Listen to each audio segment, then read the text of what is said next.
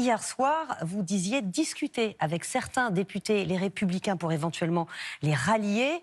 Cette fois, c'est un accord qu'on évoque avec Éric Ciotti. C'est un accord réel et important que vous avez conclu avec le président des LR.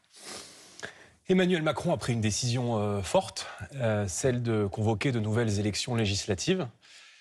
Moi, je souhaite remporter ces élections législatives. Et pour remporter ces élections législatives, j'ai souhaité bâtir et je souhaite construire une majorité de projets, une majorité de redressement pour le pays. Et donc, j'ai donc lancé un appel à toutes les formations politiques patriotes autour du Rassemblement national qui veulent venir contribuer à cette majorité de redressement. Mais c'est une véritable alliance ou c'est juste un accord avec des députés qui veulent sauver leur poste en évitant d'avoir un député RN, un candidat RN face à eux? Je pense que le poste de M. Ciotti n'est pas menacé, en l'occurrence à Nice.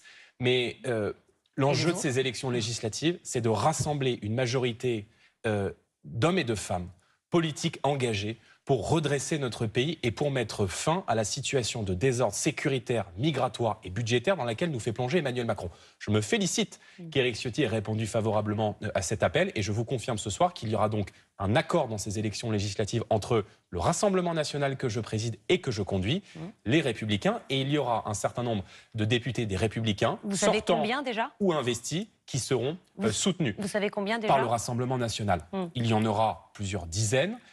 Nous avons évidemment échangé avec le président Ciotti. Nous allons continuer de le faire dans les prochaines heures et sans doute un petit peu plus tard dans la nuit pour saisir cette opportunité historique autour de 3 grandes priorités. C'est la charte, politique. Justement. Marine Le Pen a évoqué une charte qu'ils devront signer pour pouvoir participer à cet accord. Qu'est-ce qu'il y aura dans cette charte ?